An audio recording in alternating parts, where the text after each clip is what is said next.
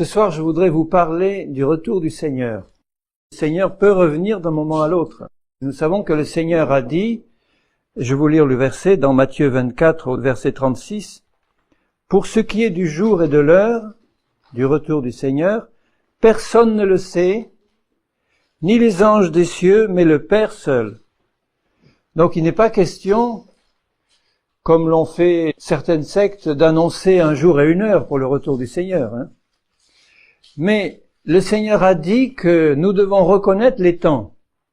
Il a reproché aux pharisiens qui savaient reconnaître les signes des temps météorologiques de ne pas pouvoir reconnaître les signes des temps spirituels où ils étaient. Donc, il nous dit dans sa parole que même si nous ne savons pas le jour et l'heure, nous ne serons pas, nous, enfants de la lumière, laissés de côté parce que nous serons prêts. Nous serons prêts quel que soit le jour et l'heure. Donc il faut être prêt. Et puis ensuite, le Seigneur a laissé des signes qui nous montreraient à quelle époque le Seigneur allait revenir, c'est-à-dire à la fin des temps. Donc c'est cette période-là que le Seigneur nous demande de discerner.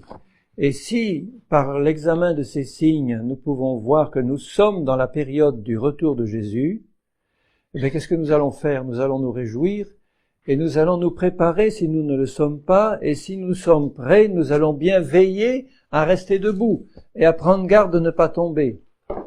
Parce que ceux qui sont tombés et qui ne se seront pas relevés au moment où la dernière trompette va sonner et le Seigneur va revenir, ne seront pas prêts pour partir. Ils ne partiront pas. Donc partiront ceux qui sont prêts, c'est-à-dire ceux qui sont dans la foi, ceux qui ont vraiment pris Jésus-Christ comme leur Sauveur et Seigneur, ceux qui sont baptisés du Saint-Esprit comme le demande le Seigneur. Dès le début de la vie chrétienne, il en était ainsi au début des Actes des Apôtres, et Dieu veut le faire pour tous ses enfants, il n'y a aucune raison d'être des exceptions, le Seigneur veut le faire comme il l'a fait le jour de la Pentecôte. Et si nous n'avons rien entre Dieu et nous ce jour-là, c'est-à-dire aucun péché connu, non confessé, ben nous partons à sa rencontre. Est-ce que vous croyez que le Seigneur va prendre avec lui des chrétiens qui se disent chrétiens et qui sont en train de vivre dans un péché connu au moment où le Seigneur sera là, dans le vol, l'adultère, le mensonge, etc., et qui n'auront pas confessé ces choses simplement pour demander pardon au Seigneur? Ils ne seront pas pris, ils vont rester. Il ne faut pas se tromper et dire que l'ensemble des chrétiens, à partir du moment où ils ont une fois dans leur vie confessé Jésus et ont reçu la nouvelle naissance, ça y est, ils sont prêts pour le départ. Ils ne seront prêts que si leur cœur est pur et s'il n'y a rien de non confessé qui les sépare de Dieu. Ils ne perdront pas leur salut s'ils restent sur terre, mais ils vont passer au travers d'une tribulation terrible. Alors le premier des signes, je l'ai mis en tout premier parce qu'il est merveilleux, il a déjà été accompli, celui-là, c'est dans 1 Pierre 1:20, dans la première épître de Pierre, au premier chapitre et au verset 20. Je lirai à partir même du verset 18, sachant, verset 18, 1 Pierre 1:18. Sachant, il dit, conduisez-vous avec crainte de Dieu pendant le temps de votre pèlerinage, sachant que ce n'est pas par des choses périssables, par de l'argent ou de l'or que vous avez été rachetés, de la vaine manière de vivre que vous aviez hérité de vos pères, mais par le sang précieux de Christ, comme d'un agneau sans défaut et sans tache, prédestiné avant la fondation du monde, et manifesté à la fin des temps à cause de vous, qui par lui croyez en Dieu, lequel l'a ressuscité des morts et lui a donné la gloire, en sorte que votre foi et votre espérance reposent sur Dieu. Donc Jésus avait été prédestiné bien avant la fondation du monde à venir sur terre pour nous sauver, et il est dit qu'il a été manifesté à la fin des temps. Il a été, donc Dieu son Père lui a formé un corps de chair, il est né, il est venu en chair sur cette terre, et il est venu en chair dans une période bien précise à la fin des temps. Les temps de la fin des temps a commencé à la manifestation du Seigneur Jésus. Et le Seigneur a dit, il sera avec nous tous les jours jusqu'à la fin du monde. Et la fin du monde, ce n'est pas nécessairement la destruction finale de toute chose. C'est déjà la fin de ce monde actuel, puisque nous savons qu'à la fin de ce monde actuel, quand Jésus va venir chercher l'Église, nous allons être enlevés vers lui à sa rencontre et nous serons ainsi toujours avec lui. Toujours. Donc nous suivrons Jésus partout où il ira. Donc notre temps présent est déjà avec Jésus puisque nous sommes avec lui par la foi, mais nos yeux ne le voient pas. Il me tarde de le voir. Je dis Seigneur que je puisse entendre la dernière trompette de mon vivant et partir avec ceux que tu as appelés à monter avec toi. Donc ce que nous devons savoir, c'est que nous serons toujours avec Jésus. Toujours. Et lui est déjà maintenant avec nous tous les jours jusqu'à la fin du monde, où nos yeux le verront et nous serons à ce moment-là avec lui de manière visible. Je vais vous lire dans les Actes des Apôtres au chapitre 1er, au verset 6. Les apôtres réunis lui demandèrent, « Seigneur, est-ce en ce temps que tu rétabliras le royaume d'Israël ?» C'est ce qu'ils attendaient. Eux ne s'attendaient pas à un royaume spirituel d'abord, mais à un royaume terrestre d'Israël. Il leur répondit, « Ce n'est pas à vous de connaître les temps ou les moments que le Père a fixés de sa propre autorité, mais vous recevrez une puissance, le Saint-Esprit survenant sur vous, et vous serez mes témoins à Jérusalem et jusque dans le monde entier. » Donc il fallait qu'ils soient baptisés du Saint-Esprit pour être des témoins de Jésus-Christ. Ils étaient déjà disciples, convertis, mais ils n'avaient pas reçu le baptême de l'Esprit, et Jésus leur dit lui-même, « Vous recevrez le Saint-Esprit. » Au verset 5, « Dans peu de jours, vous serez baptisés du Saint-Esprit. » Donc il ne l'était pas encore. Et quand le Saint-Esprit est répandu au chapitre 2, le jour de la Pentecôte, l'apôtre Pierre parle à tous les Juifs qui étaient là et qui avaient été attirés par le bruit que faisaient les 120, qui étaient descendus dans la rue en parlant dans des langues inconnues et en annonçant la gloire de Dieu dans des langues qu'eux ne comprenaient pas mais que les autres comprenaient. Et Pierre se met à parler et il leur dit au verset 17, c'est ce qui a été annoncé par le prophète Joël, « Dans les derniers jours, dit Dieu, je répandrai de mon esprit sur toute chair, vos fils et vos filles, ça c'est pour les jeunes ici, prophétiseront, vos jeunes gens auront des visions, et vos vieillards auront des songes. Oui, sur mes serviteurs et sur mes servantes, dans ces jours-là, je répandrai de mon esprit, et ils prophétiseront, etc. Donc vous voyez, il parle des derniers jours. Les derniers temps ont commencé à la manifestation de Jésus. Ils se sont poursuivis par le déversement du Saint-Esprit après l'ascension de Jésus-Christ. Et depuis cette période, le Saint-Esprit est répandu sur la terre et il est prêt à remplir tous les enfants du Seigneur qui viennent à Jésus, qui l'acceptent comme sauveur. Ils sont au bénéfice de cette promesse du baptême du Saint-Esprit. Si Jésus a dit à ses disciples, dans peu de jours, vous recevrez le baptême de l'Esprit pour être mes témoins, vous pensez bien que dans le cœur du Seigneur, c'était sa volonté pour tous ses disciples. Il ne pouvait pas mettre à part quelques-uns pour être baptisés de l'Esprit, et puis quelques autres de seconde zone, pour leur dire, toi, tu vas faire partie des deuxième classes de l'armée du Seigneur, mais tu ne seras pas baptisé de l'Esprit. Pourquoi le Seigneur a dit ça? Le jour de la Pentecôte, ils ont été tous baptisés de l'Esprit. Tous ceux qui croient le seront. Tous ceux qui demandent et tous ceux qui croient et qui obéissent au Seigneur recevront le Saint-Esprit. Donc ce signe-là est déjà accompli ou en train de s'accomplir, puisqu'il y en a toujours qui sont baptisés de l'Esprit aujourd'hui. Et c'est quelque chose qui ne s'arrêtera pas jusqu'au retour du Seigneur. Ensuite, il y a le chapitre 24 de Matthieu et le chapitre 21 de Luc, qui donnent une foule de signes dont certains sont accomplis depuis longtemps et d'autres en train de s'accomplir. Alors je commencerai par Matthieu. Dans Matthieu 24, je lis à partir du verset 1er. Comme Jésus s'en allait au sortir du temple, ses disciples s'approchèrent de lui pour lui en faire remarquer les constructions. Mais il leur dit, voyez-vous tout cela? Je vous le dis en vérité, il ne restera pas ici pierre sur pierre qui ne soit renversée. C'était une des 7 merveilles du monde, ce temple magnifique bâti par Hérode. Eh bien, Jésus dit, il ne restera pas pierre sur pierre qui ne soit renversée. Et il s'assit sur la montagne des Oliviers. Et les disciples vinrent en particulier lui faire cette question, dis-nous, quand cela arrivera-t-il? Parce que pour les disciples, c'était tellement extraordinaire qu'ils devaient dire, c'est la fin du monde. Cette fois, c'est, quand cela arrivera-t-il et quel sera le signe de ton avènement et de la fin du monde? De la fin de ce monde-ci que nous vivons. D'un monde qui n'est pas du tout contrôlé par le Seigneur, qui est contrôlé par l'ennemi, Satan, puisque Jésus a dit que le monde entier était sous la puissance du malin. Au-dessus de Satan, il y a Dieu.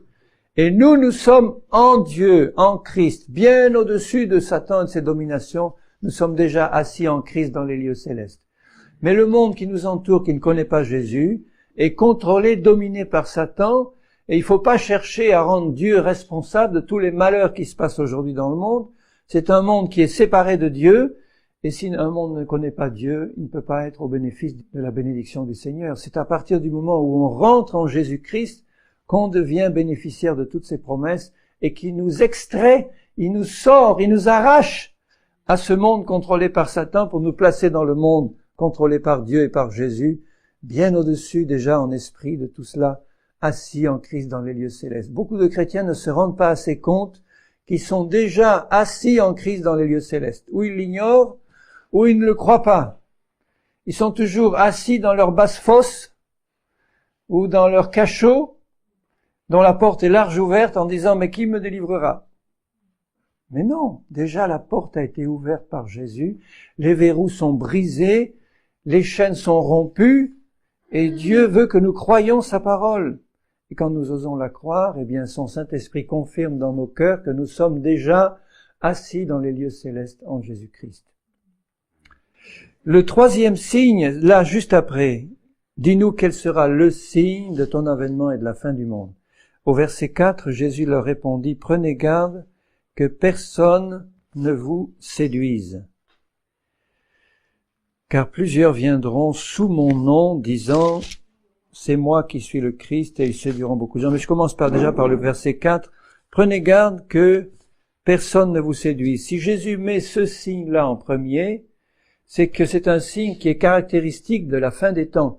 Nous savons que la fin des temps a commencé dès l'époque de Jésus et des apôtres, puisqu'on voit dans les épîtres de Paul et de Jean que déjà bien des signes de séduction avaient commencé à agir dans l'Église. C'est un signe de la fin des temps, mais plus nous approchons des temps de la fin, plus la séduction devient forte, puisqu'il est dit que cette séduction-là serait tellement forte à la fin des temps qu'elle serait capable de séduire même les élus s'il était possible.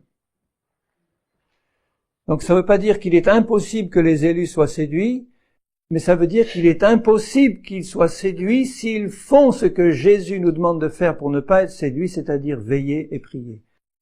Soyez sur vos gardes, veillez et priez. Et si nous sommes sur nos gardes en veillant et priant, en gardant la parole du Seigneur, le Seigneur lui-même nous gardera et nous ouvrira les yeux pour voir la séduction. Mais dans ces temps de la fin-là, la séduction balaye le monde. C'est vague après vague de séduction qui se déverse. Et le propre de la séduction, c'est qu'il y a un mélange entre le vrai et le faux. Et vous pouvez avoir 98% de vrai et 2% de faux. Il y a 2% de séduction. Satan va agir en imitant toujours les actions du Seigneur.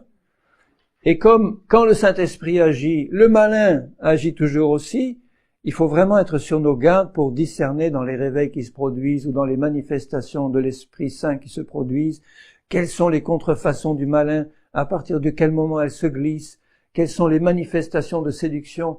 Parce qu'une fois que quelqu'un est séduit, il peut être séduit parce que ça a bien commencé à 100% avec Jésus, et parce qu'il n'a pas veillé et prié et été sur ses gardes, il y a une petite déviation qui se produit. Si elle n'est pas immédiatement corrigée, la déviation va grandir, la séduction va devenir de plus en plus forte, et comme le propre de la séduction, c'est une tromperie et un mensonge subtil, ceux qui sont séduits ont l'impression qu'ils ne le sont pas. S'ils le savaient qu'ils étaient séduits, ils ne le seraient plus.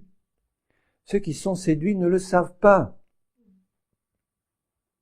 Mais ils ont, à partir d'un certain moment, oublié ou omis de faire ce que Dieu nous demandait, et la séduction est entrée. Et en général, elle entre en appuyant sur le levier de l'orgueil. La séduction entre toujours quand il reste quelque chose de l'orgueil en nous, parce que c'est en agissant sur quelque chose qui va toucher notre orgueil que la séduction va pouvoir agir. Ou une nouvelle révélation qui va faire trembler le monde, ou une nouvelle onction qui va vraiment révéler des choses cachées, qui vont venir là, bouleverser le peuple du Seigneur. Ça peut être vrai, ça peut être faux. Donc nous devons veiller à analyser. Dieu ne va jamais se fâcher quand nous prenons de recul par rapport à ce qui se passe aujourd'hui, quels que soient les noms et les mouvements que vous pouvez citer. Dieu ne sera jamais fâché si vous prenez du recul pour veiller et prier en disant « Seigneur, Je veux avoir les yeux ouverts.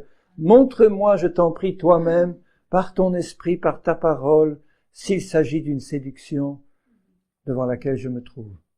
Et je peux vous assurer que 99% des mouvements soi-disant du Saint-Esprit qui se passent aujourd'hui sont des séductions de l'ennemi. Alors je ne veux pas apparaître comme celui qui va scier à la base tous les réveils du Seigneur et empêcher que le Saint-Esprit agisse, être le vieux ringard qui n'est pas capable de voir le mouvement du Saint-Esprit, parce qu'en fait c'est de ça qu'on m'accuse. Quand je dis attention, là il y a une séduction, ah toi tu es un vieux ringard, tu nous empêches, et puis tu résistes en plus au Saint-Esprit, parce que tu n'es pas capable d'entrer dans le flot de ce qui est en train de se faire maintenant. Je dis non, je préfère prendre du recul, veiller et prier. Et si vraiment le Seigneur me montre une conviction claire et nette qu'il s'agit d'une séduction, je le crie haut et fort, que celui qui a des oreilles entende. Priez beaucoup pour avoir le discernement de l'esprit. Ne vous engagez jamais dans quelque chose de nouveau, même si apparemment ça porte du fruit, s'il y a des tas d'âmes qui sont converties, s'il y a des gens qui tombent par terre, qui poussent des cris ou qui ont des prophéties et des visions, prenez du recul, veillez et priez. Parce qu'un des signes que nous allons voir, c'est que dans la fin des temps se produiront beaucoup de signes et de miracles, y compris au nom de Jésus, par des gens qui pratiquent l'iniquité, qui commettent l'iniquité et que Jésus n'a jamais connu. Ça, c'est le meilleur des cas, ceux qui font des vrais miracles au nom de Jésus et qui ne sont pas connus du Seigneur. Mais il y a aussi ceux qui accomplissent au nom du Seigneur, soi-disant, d'un faux Seigneur, de faux miracles, des miracles mensongers qui séduiront beaucoup de gens. Donc la séduction bat son plein. Mes chers frères bien-aimés, la séduction bat son plein. Un autre signe de la séduction, c'est que plus la quantité de gens sont touchés par un mouvement, plus il y a un risque de séduction. C'est malheureux à dire, mais plus la quantité de gens touchés est grande, plus le risque de séduction est grand, parce que la majorité, dans la Bible on le voit, la majorité a toujours été séduite, alors que c'était qu'une petite minorité de fidèles qui avaient les yeux ouverts. Vous voyez ça constamment dans la Bible, depuis le temps de Noé qui était tout seul, jusqu'au temps de Lot à Sodome, et en passant par toutes les époques, vous voyez toujours un petit nombre de fidèles face à une masse de faux fidèles qui étaient dans le compromis et la séduction. Parce que la séduction marche avec le compromis. Le compromis, je veux dire, par rapport à la vérité et par rapport au péché. Alors, quand je vois le monde balayé par un mouvement en peu de temps, comme certains mouvements que je ne veux pas citer, mais je commence à prendre du recul en disant, Seigneur, il y a quelque chose là qui me pose une question, je veux prier. Parce que dans la parole même de Jésus, il a dit que ceux qui veulent vivre pieusement, ceux qui veulent marcher dans la vérité, seraient persécutés et rejetés par la majorité, comme lui-même l'a été, et comme ceux de ses disciples qui voulaient marcher dans la vérité l'ont été au début. Si vous allez vers le monde, ou ceux qui marchent dans la chair, avec des idées charnelles ou des idées du monde, vous allez être reçus à bras ouverts par la majorité. Comme Jésus, au début de son ministère, allait vers ceux du monde en leur apportant du pain, des poissons et des guérisons, parce que c'était sa nature, et c'est la nature de Dieu de guérir et de nourrir, eh bien les foules entières le suivaient.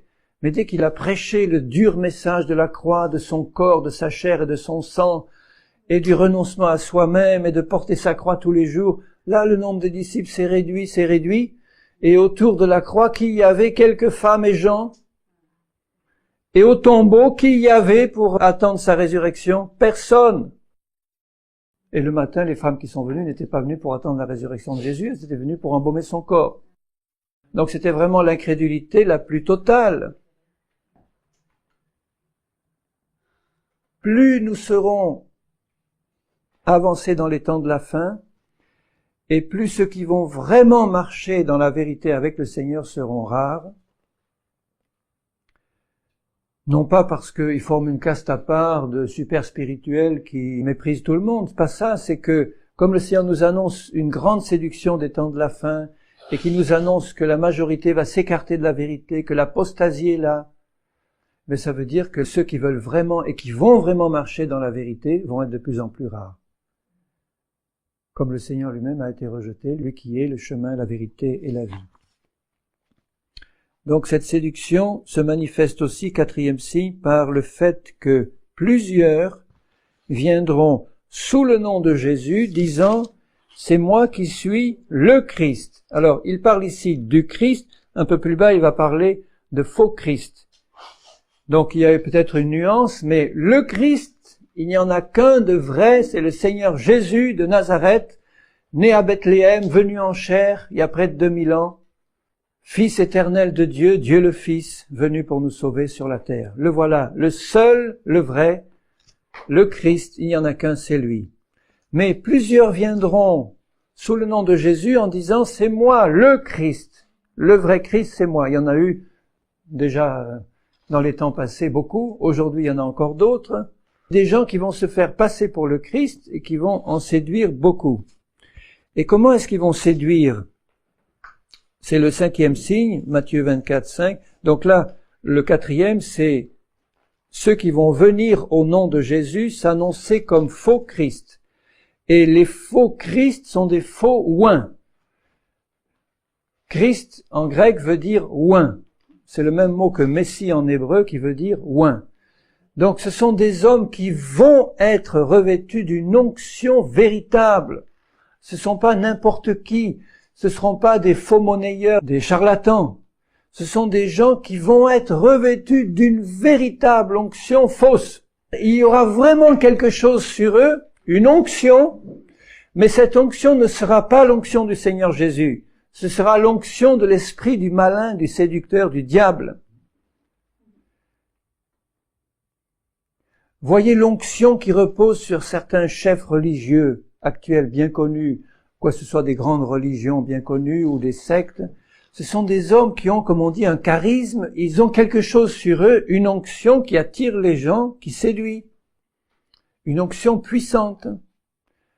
Cette onction, on peut savoir comment ils l'ont reçue, parce que les plus forts et les plus puissants savent qui ils servent. Il y en a un certain nombre qui sont eux-mêmes trompés et séduits, et qui se prennent vraiment pour le Christ parce qu'ils ont un grain, quoi. Ils ont quelque chose qui ne va pas. Mais il y en a qui savent vraiment qui ils servent, c'est-à-dire Satan, qui par toutes sortes d'incantations, de pratiques dans leurs secrets et de sacrifices, ont réussi à attirer sur eux l'onction de Satan pour pouvoir séduire les gens. Si vous avez été en contact avec des témoignages de satanistes convertis, vous pouvez savoir que dans leur domaine à eux, il y a aussi des niveaux et qu'ils peuvent recevoir une certaine onction de séduction qui va pouvoir tromper ceux qui ne sont pas dans le veille et la prière pour avoir le discernement. Parce que quand Jésus dit « ils séduiront beaucoup de gens » au nom de Jésus et au nom de Christ, ça veut dire qu'ils vont vraiment venir avec une onction telle qu'ils vont accomplir des choses tellement fortes que les gens vont être attirés en disant « mais après tout c'est vrai ». S'il venait pas de Dieu, celui-là, il pourrait pas accomplir ces grandes choses qu'il est en train d'accomplir devant moi. Ou de prophétiser, ou d'annoncer des choses, ou de faire des prodiges. Même les pharisiens, quand ils ont vu Jésus qui était revêtu de la véritable onction du Seigneur, ont dit, bien qu'ils le rejetaient, ils ont dit, personne ne peut faire les choses que tu fais sans venir de Dieu. Ça, on le sait. Mais parce qu'ils étaient jaloux, ils l'ont refusé. Mais Nicodème, Joseph d'Arimathée, qui étaient pharisiens, ont bien dit à Jésus en privé, nous savons que tu es de Dieu. Parce que faire les choses que tu fais, seul un homme qui vient de Dieu peut les faire. Donc ceux qui se diront faux Christ vont être revêtus d'une onction puissante aussi, mais mauvaise, qui viendra de Satan et qui leur permettra de dire et de faire certaines choses qui vont séduire aussi. Donc des prodiges, des miracles, au nom de Jésus, ce sera un faux Jésus, et qui vont séduire beaucoup de gens. C'est le cinquième signe. Beaucoup seront séduits. Quand Jésus dit beaucoup, ça veut dire des masses seront séduites.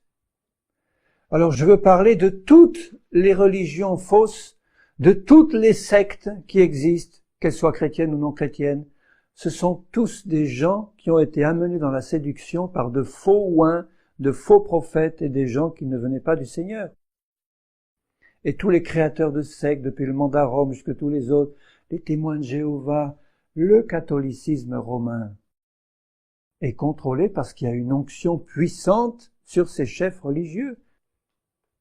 Je ne peux pas vous dire tout ce que je sais sur le catholicisme romain en tant qu'ancien lourdé, en tant qu'ancien catholique élevé chez les jésuites et connaissant les choses qui se passent dans les coulisses. Mais si je vous racontais ce qui se passe, vous vous rendriez compte qu'il y a vraiment une onction puissante qui repose sur ces chefs et qui est capable de séduire comme ça près d'1 milliard de personnes sur la terre, qui résistent des 4 fers pour certaines d'entre elles quand on leur annonce la vérité parce qu'elles ont l'impression de trahir leur religion si elles la quittaient. Il y a donc un lien puissant qui les attache à cette religion. Il en est de même pour le protestantisme réformé. Ce sont des mouvements qui ont au départ été créés par le Seigneur et se sont complètement écartés pour devenir des mouvements contrôlés par une onction qui n'est plus de Jésus. Ils séduiront beaucoup de monde. Alors ne soyons plus séduits. Secouons la séduction et ouvrons les yeux. Et le Saint-Esprit de vérité est en train de le faire. Merci Seigneur pour tous ceux qui font partie de l'épouse de Jésus et qui sont en train de se préparer à sa venue. Ils sont en train de réaliser qu'on ne dépend plus d'une étiquette quelconque, d'une affiliation à un homme ou à un mouvement. Ça, c'est pas du tout intéressant, mais qu'on dépend du Seigneur Jésus lui seul, de son Église qui est son corps et de l'action du Saint-Esprit qui habite en nous. Et c'est ça qui compte. Le reste est secondaire. Dommage que je dois aller si vite, mais déjà quand vous aurez vu ces signes, vous comprendrez à quel point on est près du Seigneur. Le 6e signe dans Matthieu 24, 6. Vous entendrez parler de guerre et de bruit de guerre. Gardez-vous d'être troublés car il faut que ces choses arrivent, mais ce ne sera pas encore la fin, sitôt la fin, disent d'autres versions. Jésus dit bien que quand on dit des guerres et des bruits de guerre, certains peuvent répondre « Ah, mais ça fait 2000 ans qu'on entend parler de guerre ». Mais en tout cas, ce qui caractérise la fin des temps, c'est une accélération des conflits, une généralisation des conflits et des conflits de plus en plus meurtriers. J'aime bien la parole de Jésus. Gardez-vous d'être troublés. Gardez-vous d'être troublés. Tant de chrétiens sont troublés. Bien sûr, c'est troublant de voir ces guerres, ces conflits. Il caractérise quand même quelque chose d'intéressant, c'est qu'il dit au verset 7, « Une nation s'élèvera contre une nation, un royaume contre un royaume. » Donc Jésus caractérise ces guerres en disant qu'il va y avoir un réveil des nationalismes. Et on assiste à ça dans notre XXe siècle, du nationalisme espagnol, du nationalisme italien, du nationalisme serbe, croate et tout. Ils veulent tous réunir toute leur population dans une grande Serbie, une grande Croatie, une grande Allemagne, etc. Alors ce qui est triste, c'est que cet esprit-là de nationalisme s'est infiltré dans l'Église de Jésus-Christ. Maintenant, vous avez des églises nationales, je parle des églises évangéliques. Vous avez des églises évangéliques où il y a que des Cambodgiens, des Malgaches, des Tziganes, des jaunes, des Noirs. Vous allez dans certaines églises à Paris, vous avez 95% de Noirs. Alors je dis, comment est-ce possible? Je veux bien croire que le Saint-Esprit travaille davantage au milieu du peuple noir que chez nous, blancs, où on est un peu imperméable, mais il y a quelque chose de pas normal de voir beaucoup d'églises se mettre ensemble en fonction d'affinités nationales, alors que le peuple du Seigneur est au-delà des affinités nationales. Il ne doit plus y avoir d'églises de tziganes, de mouvements de tziganes, des juifs messianiques. Mais quand on est juif, mais quand on est chrétien, on n'est plus juif. Alors que maintenant, vous retrouvez dans l'église de Jésus-Christ se reformer des mouvements, des groupes par nationalité ou ancienne nationalité. Bien sûr, faisant tous partie du corps de Christ, mais c'est quelque chose d'anormal. Nation contre nation.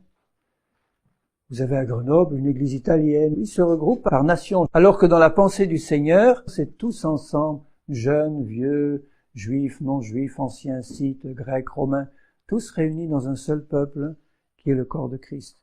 Et royaume contre royaume, c'est pareil. Des chefs sont venus prendre la place du seul vrai chef qui est Jésus par le Saint-Esprit. Et certains tiennent leur église avec une poigne de fer. Et c'est le roi dans son royaume. Il ne doit plus en être ainsi au milieu du corps de Christ. C'est fini ça maintenant. Les ministères sont là pour aider les brebis à grandir et aider les brebis à avoir elles-mêmes une relation personnelle avec Jésus. Point final. Dans Matthieu 24, 7, là je suis au 7e signe, il y aura en divers lieux des famines. Jésus annonce des famines, donc il ne faut pas croire que parce qu'on vit aujourd'hui dans un siècle de progrès technique que les famines sont terminées. J'ai lu récemment une étude scientifique qui disait qu'aujourd'hui où je vous parle, 1/3 de l'humanité est dans la famine, 1/3, ça fait 2 milliards de personnes presque, 1/3 des personnes de l'humanité arrivent à peine à manger à sa faim, et 1/3 est dans la plus grosse pléthore, avec jusque-là et au-dessus une abondance telle où les poubelles sont remplies de tous les restes. C'est pas normal du tout. Il y aurait de quoi nourrir largement la terre entière avec ce qu'elle produit. Mais 1/3 est dans la famine, c'est-à-dire ne pas savoir ce qu'on va manger aujourd'hui en se levant. On reçoit des lettres d'Afrique en disant, moi, pasteur, eh bien, je touche 100 francs français par mois, j'ai tout juste de quoi nourrir ma famille. Tout juste. Combien de lettres par centaines on en reçoit? Bon, je ne peux pas contrôler, mais enfin, je leur fais crédit. Aujourd'hui, j'ai pu prendre un repas. Et comme vous savez, un repas, ce que c'est pas un repas à la française. Hein. Donc, c'est quelque chose qui se passe aujourd'hui sous nos yeux. Une autre étude que j'ai lue disait que 1/4 des enfants du monde sont dans un état de malnutrition ou sous-nutrition permanente. 1/4. Et on est, nous, là, dans la France, oui, gavés, en se plaignant que notre salaire ou notre retraite n'est pas suffisante. Est-ce qu'on se rend compte de ce qui se passe à nos portes? C'est pas la peine d'aller très loin. Allez dans les anciens pays de l'Est, en Roumanie ou ailleurs, et vous trouverez de grandes détresses. Ce sont des choses que Jésus a annoncées, elles se sont déjà accomplies, elles vont encore s'accomplir sous nos yeux. Ne soyons pas étonnés, avant le retour du Seigneur, de voir encore des famines et des guerres et des tremblements de terre de plus en plus puissants. Le 9e signe, dans Matthieu 24 au verset 9, « On vous livrera au tourment, on vous fera mourir, vous serez haïs de toutes les nations à cause de mon nom. » Il annonce la persécution sur les chrétiens véritables. C'est un signe qui s'est passé depuis le temps de Jésus. Les églises officielles institutionnelles n'ont jamais été persécutées, mais les petits groupes de chrétiens fidèles ont toujours été persécutés à mort dans tous les siècles. C'est pas seulement du temps de Néron. Depuis les temps apostoliques, c'est une histoire de persécution à mort. Les baptistes au début, les ménonites, tous ceux-là qui ont été au début des mouvements qui voulaient marcher dans la parole du Seigneur, ils ont été persécutés à mort. On les a tués, on a tué leurs enfants, on les a emprisonnés. Tout ça parce qu'ils voulaient marcher en accord avec la Bible. Et à la fin des temps, les véritables chrétiens, regardez ce qui s'est passé en Russie jusqu'à récemment, étaient persécutés à fond, ça se passe encore en Chine aujourd'hui, ça se passera de plus en plus dans nos pays à nous. Alors je vous dis à vous, qui voulez marcher de tout votre cœur avec le Seigneur, il n'y a pas d'autre solution pour un chrétien rempli de l'Esprit que de vouloir marcher de tout son cœur dans la vérité, dans la sainteté. Nous serons persécutés violemment. Mais quand nous savons que nous avons le Seigneur avec nous, et quand nous voyons l'héritage que nous avons et qui nous sera réservé, ça vaut la peine de tenir ferme et de passer au travers comme nos frères, nos pères dans le Seigneur, ils sont passés avant nous, et la couronne de gloire leur a été réservée. Une meilleure résurrection même leur est réservée. Et la persécution n'est pas toujours bonne pour l'Église, Jésus le dit là, et il dit, plusieurs, verset 10, succomberont, se trahiront, se haïront les uns les autres. Dans les Actes des Apôtres, il est parlé d'un temps où l'Église était en paix et croissait constamment par l'accroissement que le Saint-Esprit lui donnait. Chaque jour, les gens se convertissaient. Il n'y avait pas de persécution. Quand il y a une persécution, ça fait le tri rapidement entre les vrais et les faux.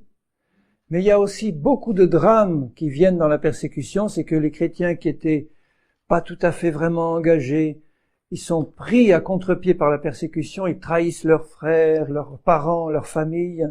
Ça s'est passé constamment aussi. Des fils, des filles, des parents qui ont trahi leurs propres enfants, des enfants qui ont trahi et livré à la mort leurs parents. Ça s'est passé dans l'histoire de l'Église. Et Jésus l'annonce.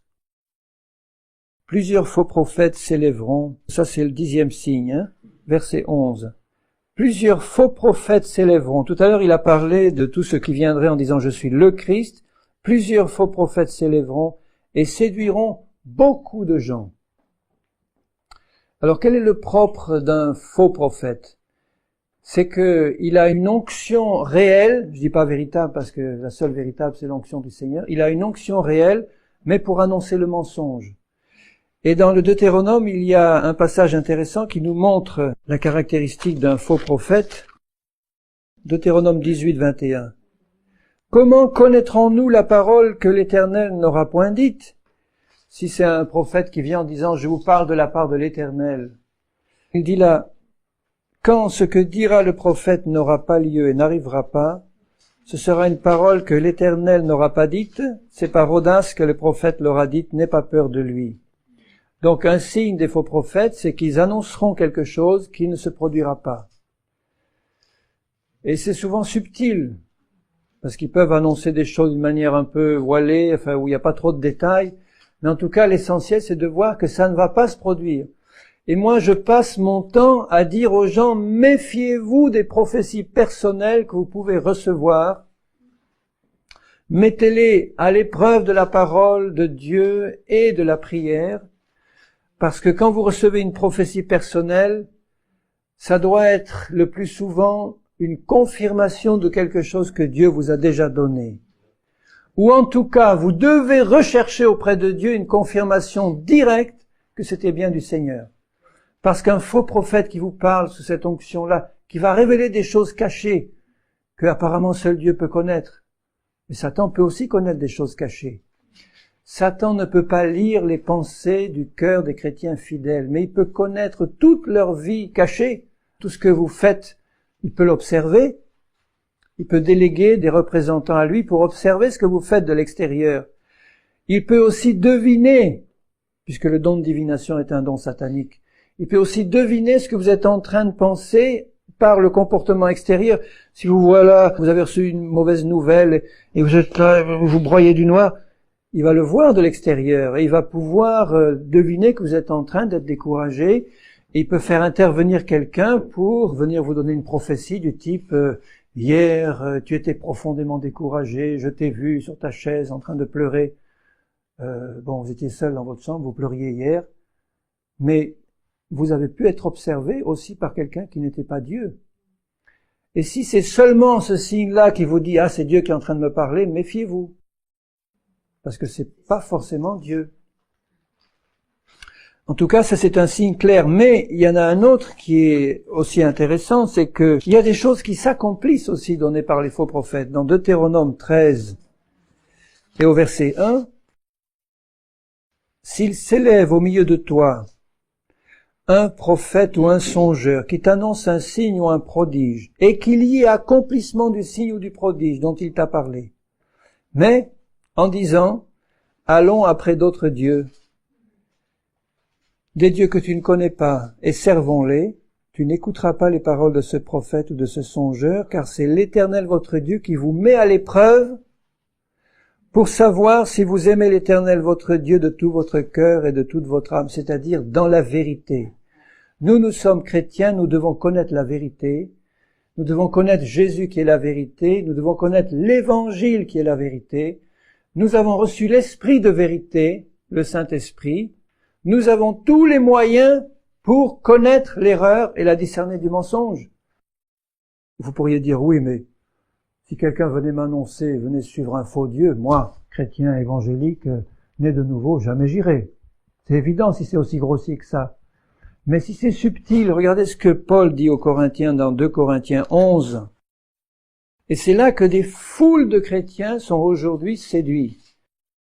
Paul dit aux Corinthiens, verset 2, « Je suis jaloux de vous d'une jalousie de Dieu, parce que je vous ai fiancé à un seul époux,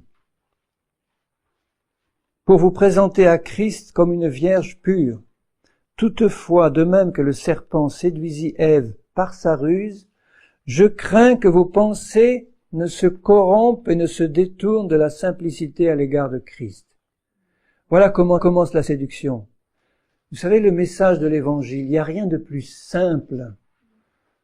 Tu es pécheur, tu es corrompu jusqu'à la moelle par ta naissance, tu es condamné à mort par ta naissance dans le péché et par les péchés que tu as accomplis, mais Jésus, par amour pour toi, est venu en chair pour te donner, si tu crois en lui, un plein salut, une nouvelle naissance en lui, une nature nouvelle et un salut éternel.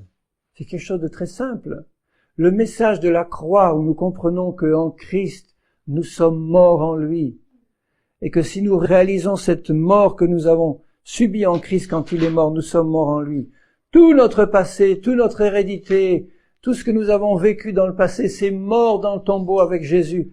Plus d'hérédité pour nous, plus rien du passé pour nous.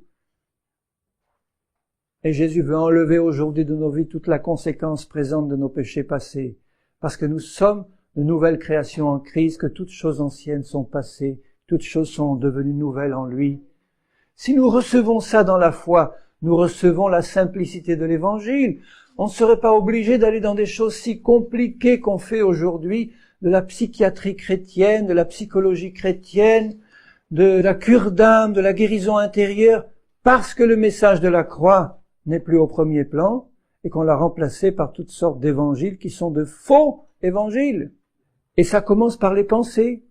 On commence à envoyer des pensées qui sont apparemment très bonnes et très saintes, avec de beaux raisonnements chrétiens, apparemment, pour attirer les gens dans les filets de la séduction, pour les détourner de la simplicité à l'égard de Christ.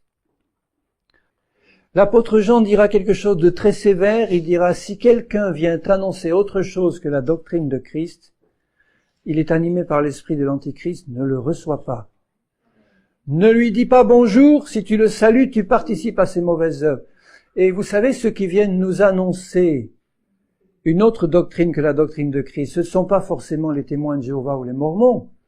Ce sont des chrétiens évangéliques qui ont reçu de faux enseignements sur la nature et l'œuvre de Jésus et qui essayent de la répandre. Qui nous annoncent que, par exemple, Jésus est mort spirituellement sur la croix, qu'il a été coupé du Père pendant 3 jours ou 3 heures. C'est pas du tout dans l'annonce de l'évangile, c'est un faux évangile qui est annoncé là. Où trouvez-vous dans l'évangile que Jésus a été coupé du Père à la croix? Coupé au sens spirituel, c'est-à-dire qu'il a été complètement séparé du Père, soit certains croient pendant 3 heures, les heures sombres de la croix, soit pendant 3 jours carrément jusqu'à la résurrection. Ça veut dire que pendant un temps, Jésus, le Fils, qui est Dieu unique, aurait été coupé spirituellement, mais complètement du Père, parce que le péché reposait sur lui et qu'il a été fait pécher à notre place. C'est un faux évangile qui est annoncé là. Parce que si Jésus pouvait être coupé du Père pendant 3 heures ou 3 jours, il ne serait pas Dieu. Dieu est un Dieu unique en 3 personnes, éternellement unique et uni en 3 personnes. Et il est impossible qu'à aucun moment de l'histoire de la divinité qui est éternelle, Jésus ait pu être coupé absolument du Père, sinon il ne serait pas Dieu. Examinez ça à la lumière de Jésus. Des millions de chrétiens croient cela. C'est un faux Jésus, c'est un faux évangile. Je ne parle pas du Jésus catholique qui est mis à mort et sacrifié à chaque messe. Dans la doctrine catholique, la messe est un sacrifice et on refait à chaque fois le sacrifice de Jésus pour le pardon des péchés. C'est un faux évangile, c'est un faux Jésus qui est annoncé. Donc quand Paul dit aux Corinthiens, il parle à des chrétiens nés de nouveau, remplis de l'esprit, qui étaient encore un peu charnels sur les bords, il leur dit, mais attention, vos pensées se corrompent, on vous annonce un autre Jésus, un autre évangile, et dit, vous recevez un autre esprit que celui que vous avez reçu. Comment est-ce qu'on reçoit le Saint-Esprit? On le reçoit à la conversion à Jésus, et puis après en demandant le baptême de l'Esprit. Le Saint-Esprit vient sur nous, il vient en nous et nous remplit. C'est comme ça qu'on reçoit le Saint-Esprit. Et là, Paul est en train de leur dire qu'ils sont en train de recevoir un autre esprit que celui qu'ils ont reçu. C'est très fort. Si vous analysez ce verset, vous voyez qu'il est possible à des chrétiens nés de nouveau, remplis de l'esprit, de commencer à être séduits au point de recevoir un autre évangile, un autre Jésus et un autre esprit.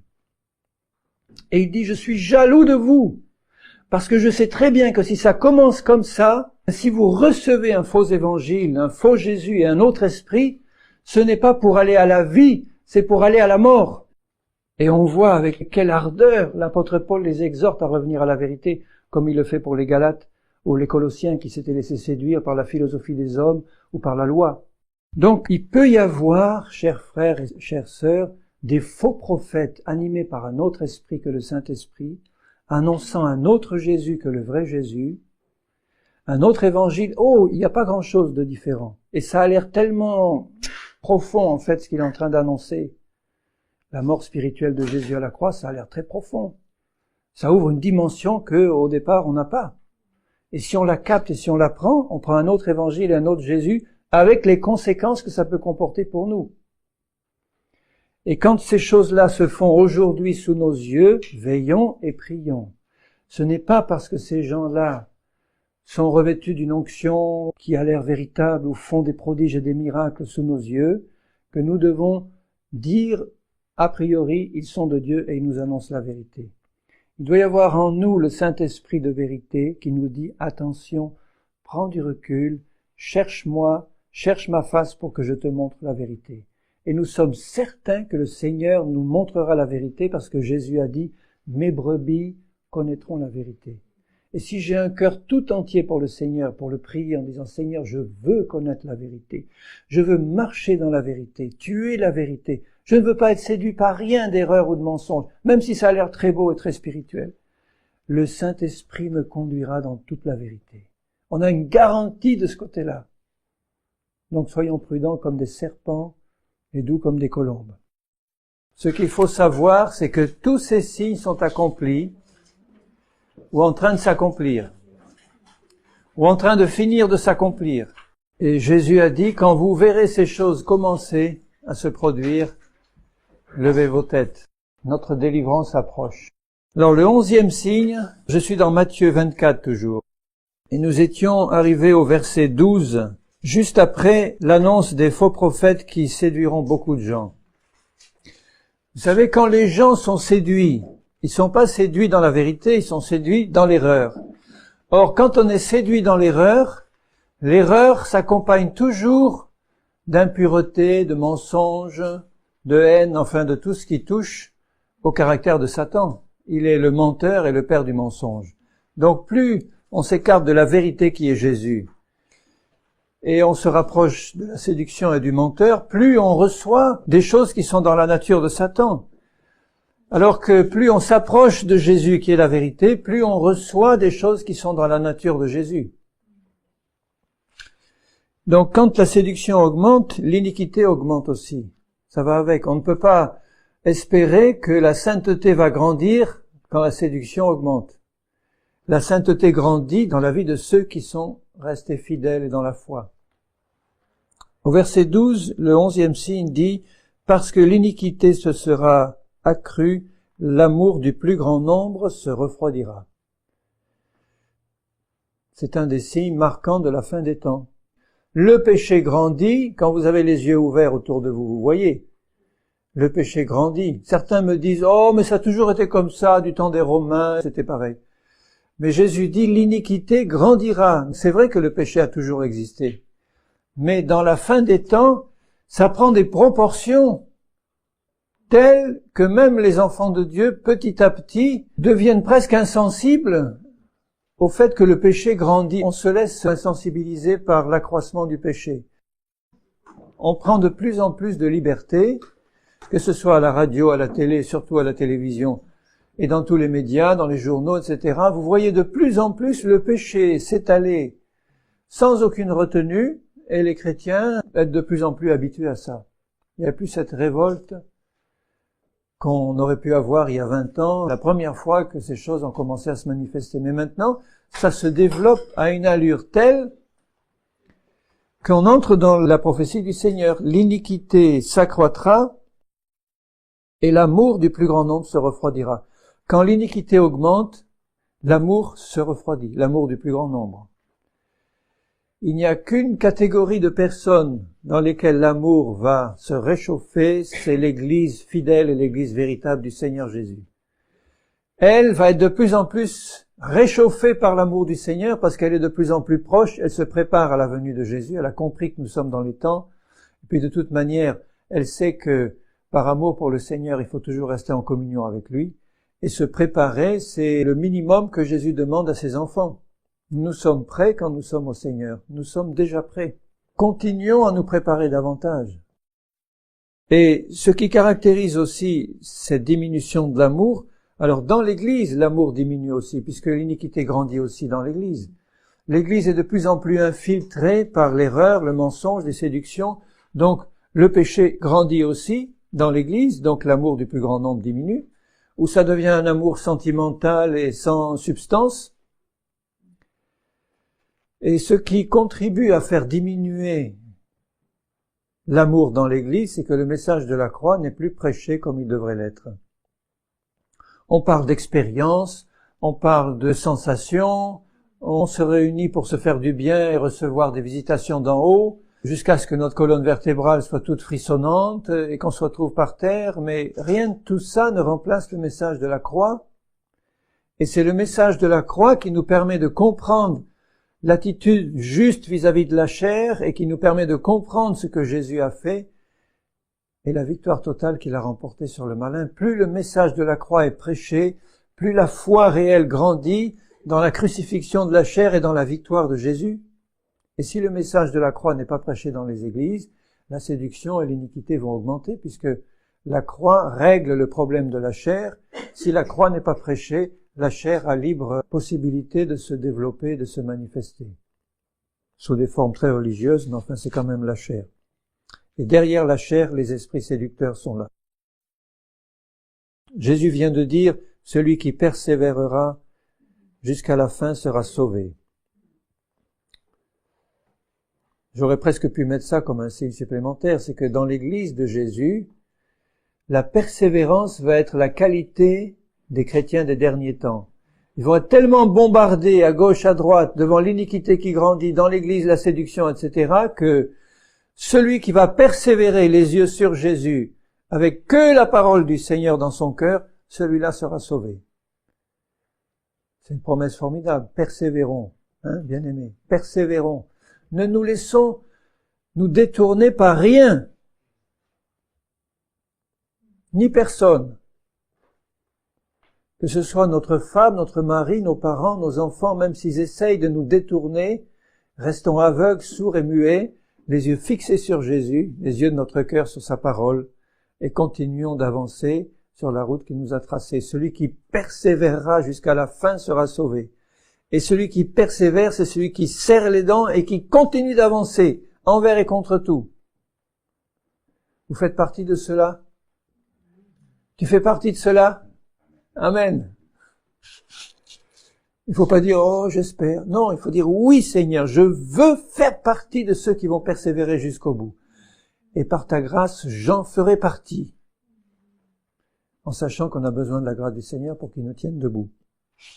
Maintenant, le 12e signe, c'est le verset d'après, 14. Cette bonne nouvelle du royaume sera prêchée dans le monde entier pour servir de témoignage à toutes les nations, alors viendra la fin. On y est maintenant. C'est la seule époque de l'histoire de l'humanité où la bonne nouvelle de l'Évangile est prêchée dans le monde entier. Par l'écrit, par la radio, par la télé, par tout ce que vous pouvez avoir comme moyen moderne à la disposition des gens, les cassettes, les tout. La bonne nouvelle est prêchée dans le monde entier, jusque dans les coins les plus reculés. Bon, il n'est pas dit là, attention, parce qu'il y a des chrétiens qui disent « Oh, mais j'ai le temps, d'ici que toute la terre soit évangélisée, on a le temps de voir venir le Seigneur. » C'est pas ça qui est dit. Il n'est pas dit que la terre entière sera évangélisée.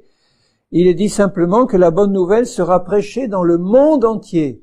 Ça veut dire que par des moyens qui sont les nôtres aujourd'hui, la bonne nouvelle est prêchée dans le monde entier. Ça veut pas dire que tous vont l'entendre, mais elle existe, elle est prêchée là. Elle est sur les ondes, elle est partout. La bonne nouvelle. Aujourd'hui, quelqu'un qui a un petit poste de radio au fin fond de l'Afrique peut ouvrir son poste de radio et entendre l'Évangile. Même chez nous. Une fois, j'étais à la gare Saint-Charles à 5 heures du matin, je débarquais d'un train pour aller plus loin, et puis il y avait le brouhaha qui commençait à se faire, les gens qui passaient. C'est toujours très actif, une gare comme ça. Et j'entendais, au fond de la gare, j'entendais un bruit très fort, une voix puissante. Je dis, qu'est-ce que c'est que ça? Je m'approche, puis je vois un clochard qui était là dans un coin, et puis il avait mis à fond Radio Luxembourg, ou Radio Monte-Carlo, enfin une radio, avec l'émission chrétienne, à fond dans la gare Saint-Charles. Il écoutait.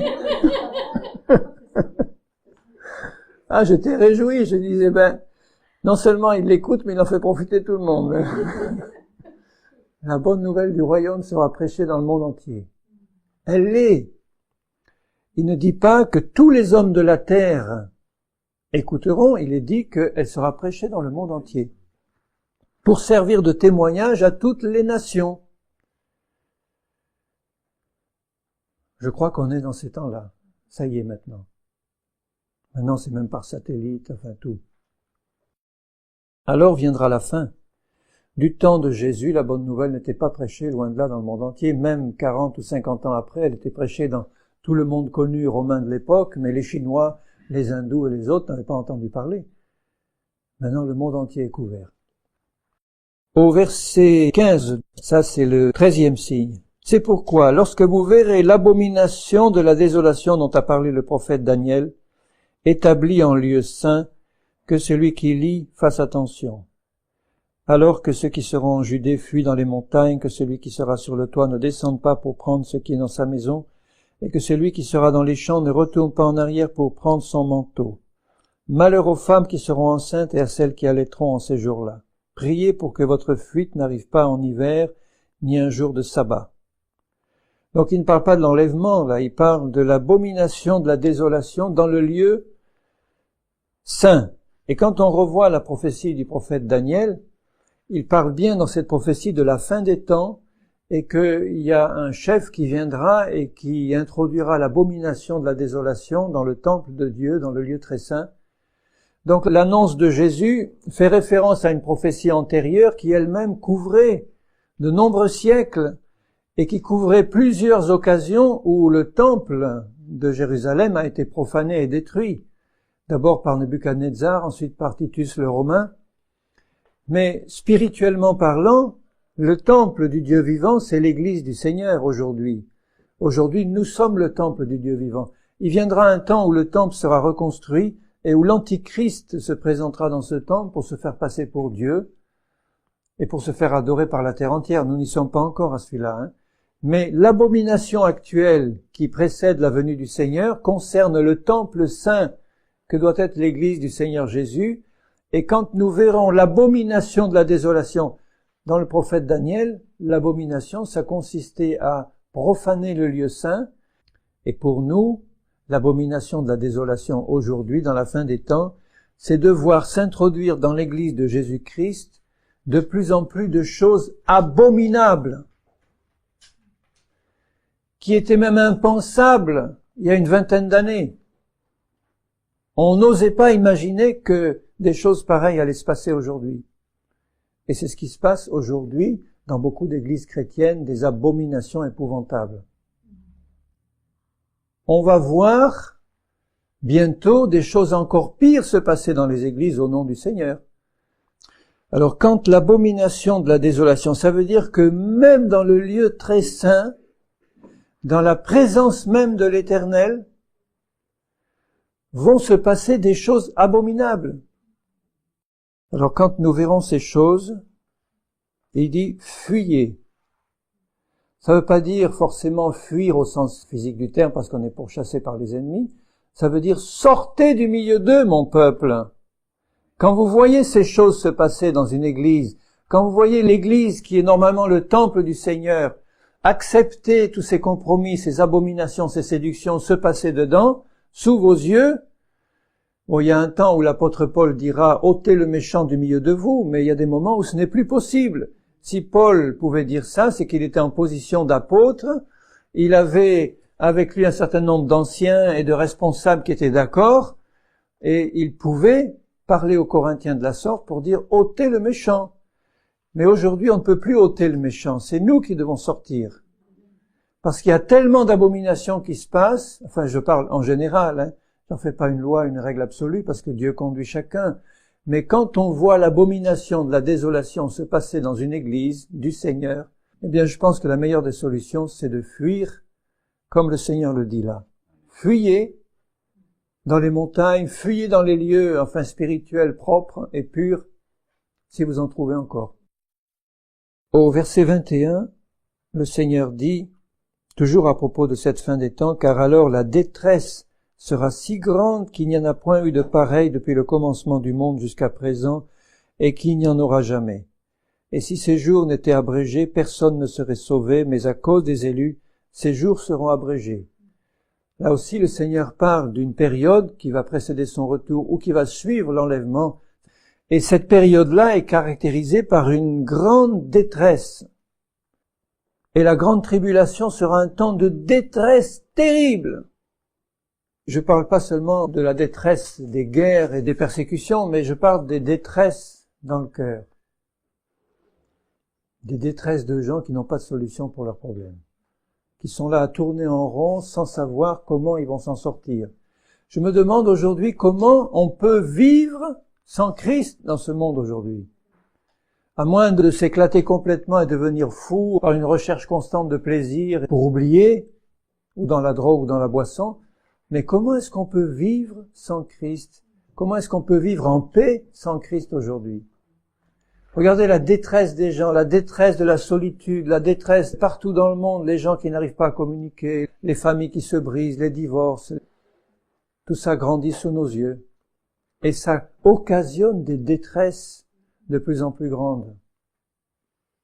Des hommes et des femmes qui sont dans la détresse. Ils vous le diront peut-être pas, mais quand vous les prenez entre quatre yeux, et qu'ils osent ouvrir un peu leur cœur, vous voyez la détresse.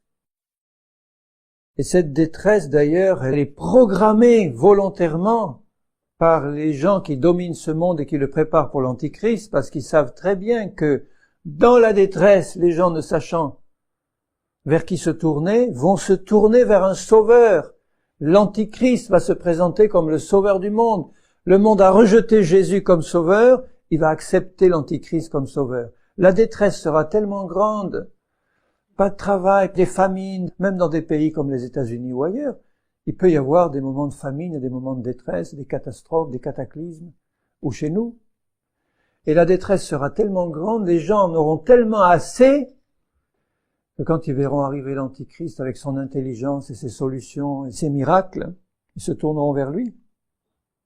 Quelqu'un qui est dans la détresse, il cherche du secours. C'est comme ça que ceux qui sont dans la détresse vont consulter des astrologues, des guérisseurs et des devins, et des sectes, parce que ils espèrent pouvoir sortir de leur détresse. Donc la détresse est programmée par tous ces gens-là pour pouvoir préparer le chemin de l'Antichrist. Et c'est pourquoi il ajoute au verset 23, si quelqu'un vous dit alors le Christ est ici ou il est là, ne le croyez pas. Parce que la détresse est tellement grande que si quelqu'un crie « Le Christ est là-bas, il s'est manifesté, ou on l'a vu là-bas », les gens vont dire « allons-y pour voir, on va peut-être être secourus ». N'y allez pas, dit Jésus. Restez tranquille. Le Seigneur est là dans votre chambre et dans votre cœur.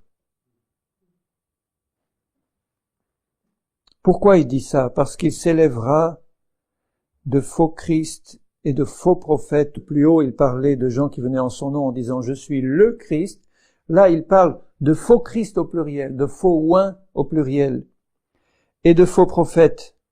Donc ce verset 24, c'est le 15e signe, de faux prophètes et de faux Christ qui feront de grands prodiges et des miracles au point de séduire, s'il était possible, même les élus. Et je l'ai dit et je le répète, beaucoup d'élus sont séduits. Normalement, ça devrait pas être possible, mais beaucoup d'élus sont séduits parce qu'ils se jettent tête baissée, sans contrôler, sans vérifier, sans prier, sans lire la Bible pour voir ce qu'elle dit. On leur parle d'un grand réveil mondial, on leur dit attention, Jésus est en train de se manifester là, en Argentine ou ailleurs, et ils y courent et ils y volent. Et souvent ils reviennent déçus parce qu'ils se rendent compte que toutes les séductions qui sont chez nous fleurissent aussi là-bas. C'est pas tout de gagner des âmes. Il faut aussi les mettre dans le moule de la parole, leur apprendre la vérité et leur apprendre le vrai Jésus et le véritable évangile.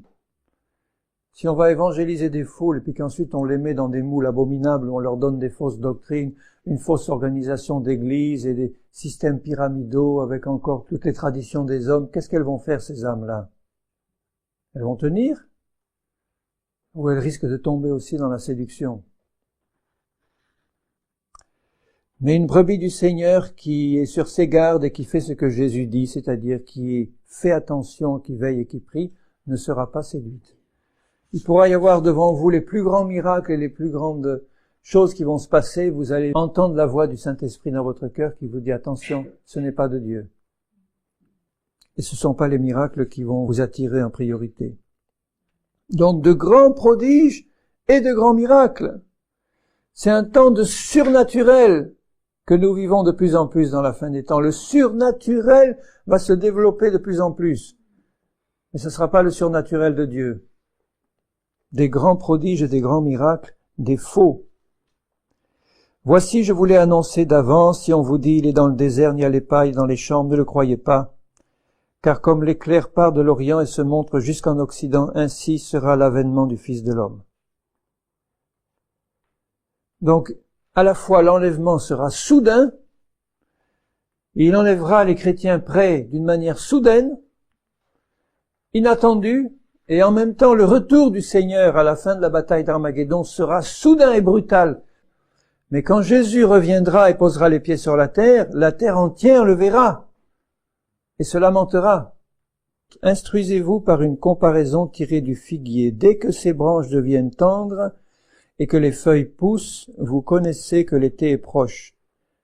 De même, quand vous verrez toutes ces choses, sachez que le Fils de l'homme est proche, à la porte. Donc là, je suis au 16e signe, au Matthieu 24, 32. Instruisez-vous par une comparaison tirée du figuier. Dès que ses branches deviennent tendres et que les feuilles poussent, vous connaissez que l'été est proche. Jésus voulait dire, dans un premier sens, que quand vous verrez tous ces signes se passer ou s'accélérer, vous savez qu'on est dans les temps que Jésus a annoncés comme étant ceux de son retour. C'est l'accélération et la généralisation de tous ces phénomènes qui montrent qu'on est dans les temps de la fin. Puis on verra les autres signes qui montrent qu'on y est vraiment. Donc si nous ouvrons les yeux, nous devons savoir que le retour du Seigneur est proche. Le 17e signe dans Matthieu 37, Jésus vient de dire « Le jour et l'heure » au verset 36, « Personne ne le sait, ni les anges des cieux, mais le Père seul. » Et il dit au verset 37, « Ce qui arriva du temps de Noé arrivera de même à l'avènement du Fils de l'homme. »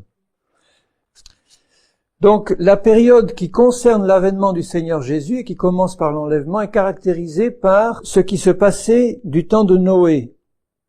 Et il explique, « Car, verset 38, dans les jours qui précédèrent le déluge représente ici la grande tribulation.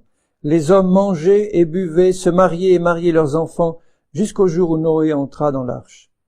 Et ils ne se doutèrent de rien. » Donc ce qui caractérise la fin des temps, c'est que les gens deviennent de plus en plus occupés par leurs affaires personnelles, se marier, marier leurs enfants, vendre, acheter, etc., des maisons.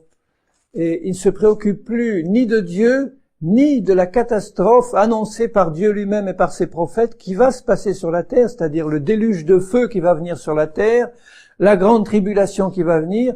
La parole de Dieu en parle, les prophètes que Dieu envoie encore en parlent, les chrétiens fidèles en parlent, mais autour de vous dans le monde, qu'est-ce que vous voyez? Malgré la détresse, malgré tout ce qui se passe, pas un signe de vraie repentance. Les hommes continuent à vaquer à leurs occupations et puis à se marier, à marier leurs enfants comme si de rien n'était.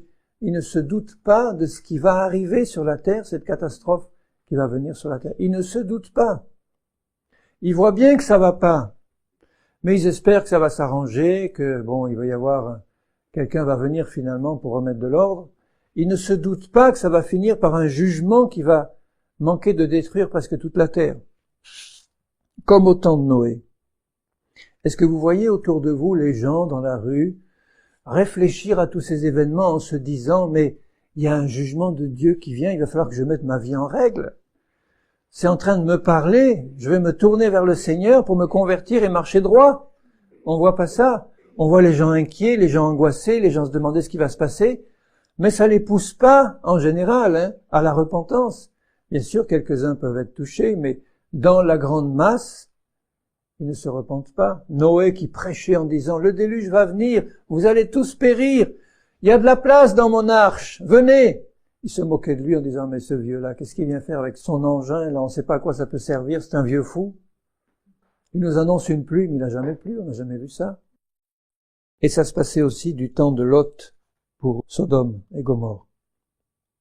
Ils ne se doutèrent de rien jusqu'à ce que le déluge vint et les emporta tous.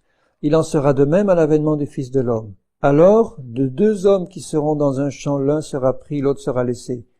Voilà l'enlèvement, là, ici, annoncé directement par Jésus. De 2 femmes qui moudront à la meule, l'une sera prise, l'autre laissée. Veillez donc, puisque vous ne savez pas quel jour votre Seigneur viendra.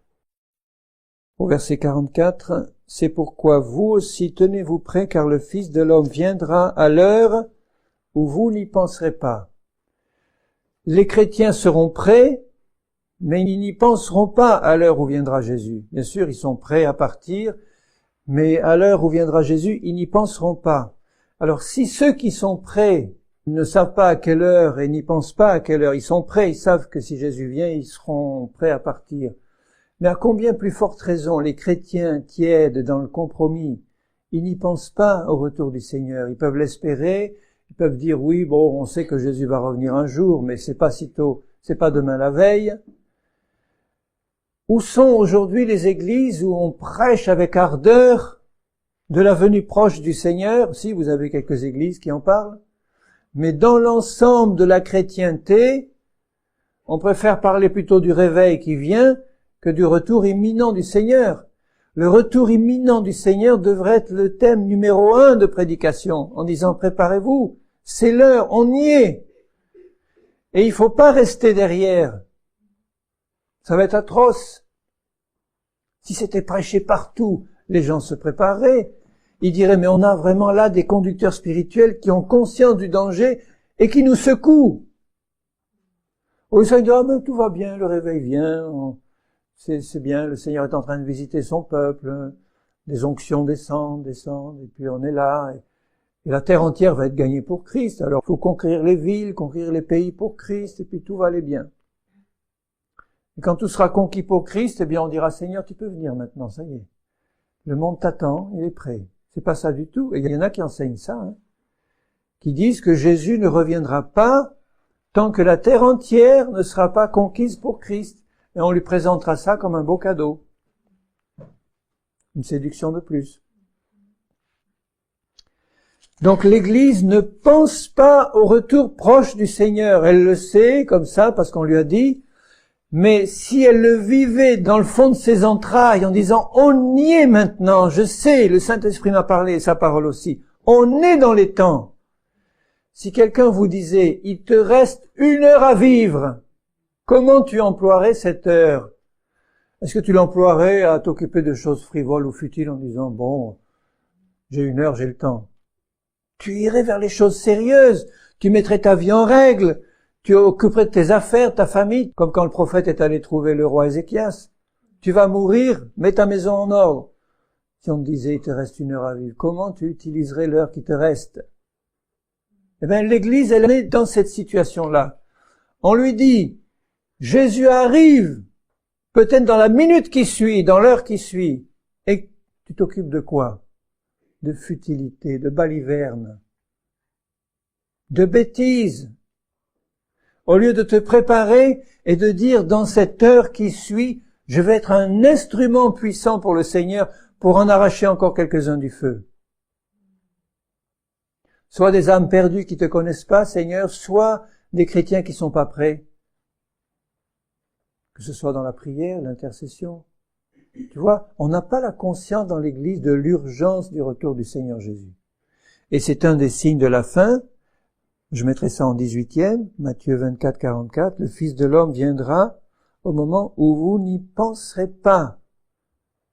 Je parle pas seulement de chrétiens prêts qui ne savent pas exactement l'heure et la seconde, mais de l'Église de Jésus qui n'a pas du tout le sens de l'urgence, du tout, et qui ne se prépare pas comme si le Seigneur allait vraiment venir dans l'heure qui suit. Le 19e signe dans Matthieu 25, c'est la parabole des vierges sages et des vierges folles. Je ne vais pas la lire tout entière, mais la leçon qu'il faut retenir de cette parabole, puisque Jésus dit « Alors, le royaume des cieux sera semblable à 10 vierges, qui, ayant pris leur lampe, allèrent à la rencontre de l'époux. » Et on voit bien qu'au milieu de la nuit, un cri retentit, l'époux est là, et il y en a 5 qui entrent dans la salle des noces, 5 qui sont laissés dehors. Elles sont toutes vierges. Donc il ne s'agit pas de pécheurs du monde, ce sont des vierges. Ce sont des hommes et des femmes qui ont été rachetés par le sang de Jésus, sinon ils ne seraient pas appelés vierges. Mais la différence entre les vierges folles et les vierges sages, au moment du retour de Jésus, au milieu de la nuit, c'est que les vierges sages avaient leurs lampes pleines d'huile, elles étaient remplies du Saint-Esprit. Les autres étaient vierges, elles étaient sauvées, mais elles n'étaient pas remplies du Saint-Esprit. Le Seigneur vient enlever une église qui est née de nouveau, qui est baptisée d'eau par immersion et qui est remplie de l'Esprit. Et être rempli de l'Esprit, c'est avoir constamment sa réserve pleine. Parce que tu risques, si elle n'est pas pleine, de ne pas pouvoir arriver jusqu'au moment où l'heure va sonner, l'heure de l'arrivée de Jésus. Cette onction du Saint-Esprit qui est sur nous et qui doit nous remplir, on ne peut pas nous en prendre et la donner à ceux qui n'en ont pas. Bien sûr que l'onction du Seigneur, elle peut se transmettre au sens que si tu as en face de toi quelqu'un qui est vraiment rempli de l'Esprit, tu vas être stimulé toi-même et tu vas recevoir quelque chose de bon. Mais il va falloir que tu te positionnes devant le Seigneur pour dire « Seigneur, je veux être rempli moi aussi. Je ne veux pas dépendre constamment de Pierre, Paul ou Jacques pour me donner un peu de réserve, parce qu'il risquerait d'y avoir pas assez pour lui et pour moi. Que lui soit rempli, que moi aussi je sois rempli. Et je peux retirer cette huile gratuitement auprès du Seigneur Jésus. C'est lui qui baptise de l'Esprit, c'est lui qui la donne gratuitement. Il n'est pas question d'aller l'acheter contre quelque chose, il la donne, mais l'achat ici qui nous est demandé de faire, ça veut dire que je dois quand même payer un prix pour être rempli du Saint-Esprit. C'est gratuit, mais je dois payer un prix. Et le prix, c'est ma persévérance dans la fidélité, c'est ma persévérance dans l'amour pour le Seigneur et pour sa parole. Je peux pas faire n'importe quoi en disant je serai rempli quand même. Donc c'est gratuit, mais j'ai un prix à payer. Je dois demander avec foi et recevoir avec foi. Et pendant qu'elles allaient en acheter, l'époux arriva, la porte était fermée, et Jésus finit par dire, au verset 12, « Je vous le dis en vérité, je ne vous connais pas. » Je ne vous connais pas comme étant digne de rentrer avec moi dans la salle des noces de l'agneau. Et le Seigneur répète, « Veillez donc, puisque vous ne savez ni le jour ni l'heure. » Si aujourd'hui ta réserve est basse, il est encore temps de la remplir auprès du Seigneur Jésus. Dire, « Seigneur, je viens auprès de toi parce que je sens que ma réserve d'huile est basse. Je te demande de me remplir ce soir même. » Et le Seigneur le donne, il donne avec libéralité, sans reproche. Il va te remplir aussitôt. Donc voyez la grande responsabilité de ces vierges, c'est de ne pas avoir prié le Seigneur Jésus de les remplir d'huile, il l'aurait fait sans problème. Elles ont négligé, elles n'ont pas été dans la foi, elles n'ont pas demandé. Toutes se réveillèrent et toutes allèrent à la rencontre de l'époux, mais il y en a que 5 qui sont rentrés, parce qu'elles n'avaient pas assez d'huile. Donc à la fin des temps, il n'est pas seulement indispensable de se réveiller personnellement pour voir dans quelle époque on est et pour nous préparer, il est indispensable d'être en permanence rempli. Toujours une réserve abondante.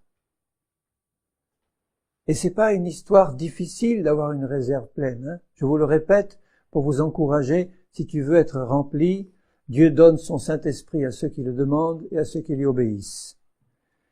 Si tu vis une vie grossièrement dans le péché, que tu vas demander au Seigneur, remplis-moi, il va te dire, règle d'abord ton affaire, je vais te remplir après.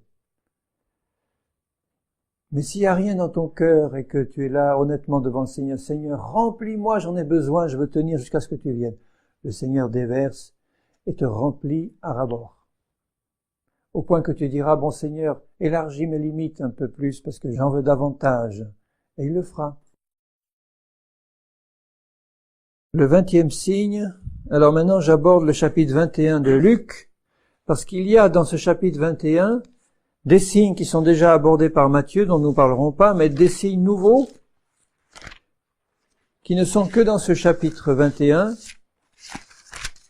et je voudrais les mentionner. Au verset 11, le Seigneur dit, il y aura de grands tremblements de terre. Ça, Matthieu nous l'a déjà dit, mais là, il y a quelque chose dont Matthieu ne parle pas, et il y aura en divers lieux des pestes et des famines. Donc le Seigneur avait parlé des tremblements de terre et des famines, mais là, il parle des pestes. Et vous savez ce que c'est qu'une peste? C'est une épidémie. Donc il y aura des maladies qui vont se répandre en divers lieux, des choses nouvelles et des choses graves qui vont caractériser la fin des temps. Et actuellement, ceux qui travaillent dans les milieux médicaux le reconnaissent. Il y a des maladies nouvelles qui apparaissent, des épidémies qui se répandent. Il y a une résistance de plus en plus forte aux antibiotiques et aux médicaments, à tel point que certains médecins ou chercheurs se demandent s'ils vont pouvoir en trouver suffisamment pour pouvoir répondre aux nouveaux besoins, parce que les microbes s'adaptent. Et maintenant, ils résistent très bien aux antibiotiques connus. Et on sait très bien l'effet que ça peut faire. Si vous êtes bourré d'antibiotiques pendant des années, vous êtes plus sensible à l'effet de ces antibiotiques. Au verset toujours 11 de Luc, encore un signe, il y aura des phénomènes terribles. Alors qu'est-ce que c'est ces phénomènes terribles? Eh bien, c'est des catastrophes, tout simplement. J'insiste pas sur les détails, mais sachez que Jésus a annoncé ça, on va en voir de plus en plus. Et quand vous voyez ces choses, vous pouvez dire, eh bien, ça a été annoncé par le Seigneur. Au verset 11 toujours, donc c'est le 22e signe, et il y aura de grands signes dans le ciel. Et puis ces grands signes dans le ciel, ça touche aussi à la météo. Des grands signes dans le ciel.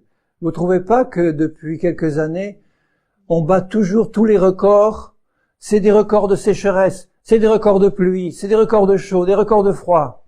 Depuis quelques années, on n'entend parler que de ça. On n'a jamais vu ça. Des grands signes dans le ciel.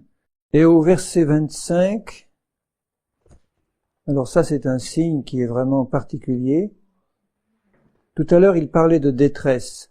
Au verset 25, 25e signe, sur la terre, il y aura de l'angoisse chez les nations qui ne sauront que faire au bruit de la mer et des flots, les hommes rendant l'âme de terreur dans l'attente de ce qui surviendra sur la terre. Donc d'abord l'angoisse.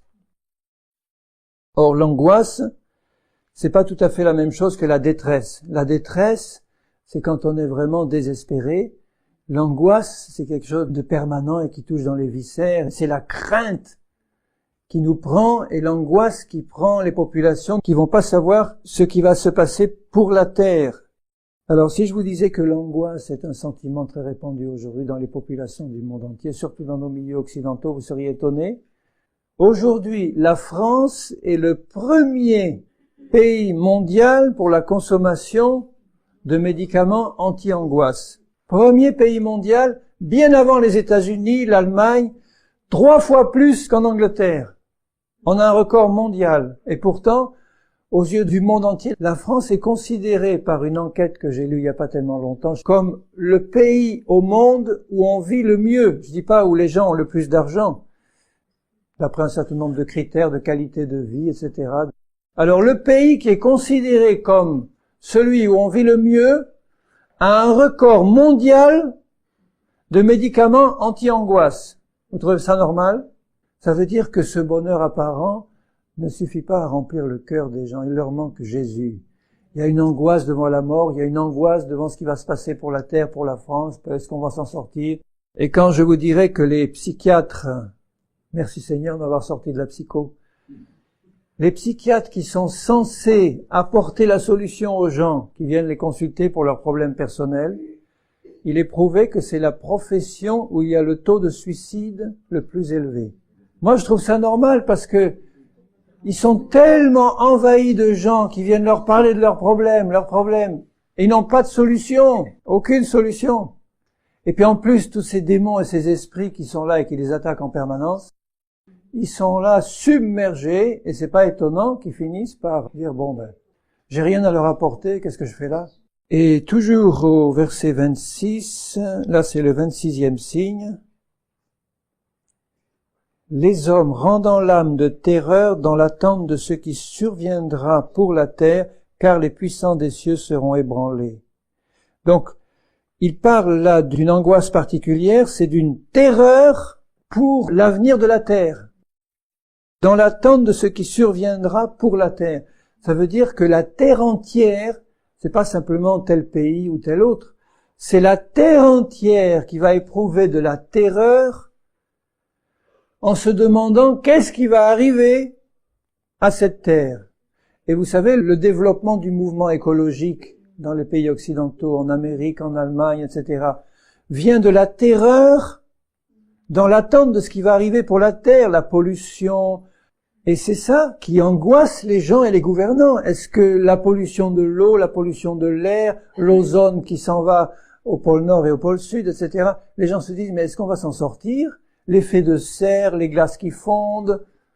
Les écologistes ont la terreur de voir la planète crever. Et ils sont en train de transmettre cette terreur à la population entière parce qu'en fait, les gens se posent des questions. Elle est en train de crever. Il va falloir que Jésus arrive pour régler tout ça. Et quand on voit ces choses, quelle est la conséquence normale? On dit, Seigneur, je suis à la fois attristé de voir que sous mes yeux se passent tant de choses que tu as annoncées, mais en même temps, je suis heureux de voir que nous sommes si près de ton retour. Si près, et que donc je ne vais pas perdre mon temps à des futilités, et je veux être prêt quand tu vas venir parce que tu veux me bénir. Donc ma prière, Seigneur, c'est que tu ne laisses repartir personne ici sans ta bénédiction. Tu connais les besoins de chacun, et je sais que tu es un Dieu d'amour, un Dieu de vérité. Tu veux bénir tes brebis, et je te demande de nous bénir tous. De nous accorder, Seigneur, la consolation du cœur et surtout la foi, de savoir que quand nos yeux sont fixés sur toi et sur ta parole, tu nous conduiras dans toute la vérité, tu nous garderas de l'erreur et du mensonge, et tu nous feras paraître debout devant toi au dernier jour. Père, c'est ma prière au nom de Jésus-Christ. Amen.